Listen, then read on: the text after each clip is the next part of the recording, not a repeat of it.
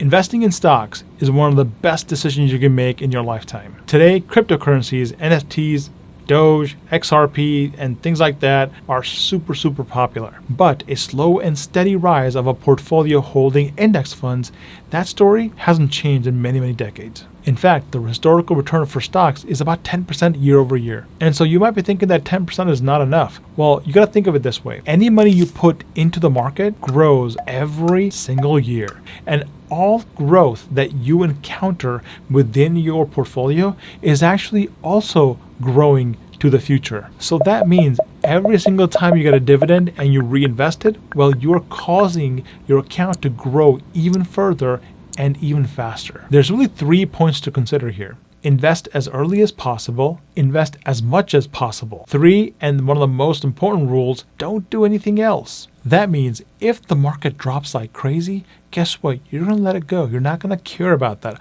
All you can do is buy more when the market has dropped. Buying more is a great strategy to really supercharge your returns. In 2020, in March, when everything was tanking, I was buying hand over fist. In fact, I bought so much that I didn't have any rent money left. I had to actually sell some stocks to pay rent.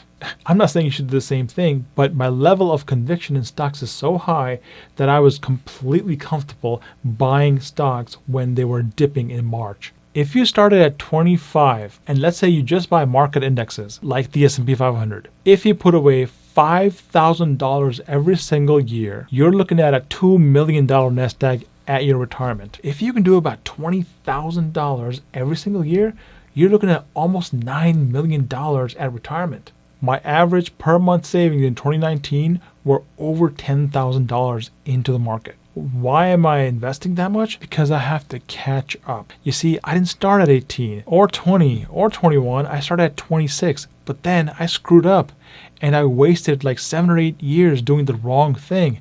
And then finally, once I figured it out, it was very late. So at 35, I restarted. And I knew I had to invest a lot more money per month to catch up to somebody who started at 18.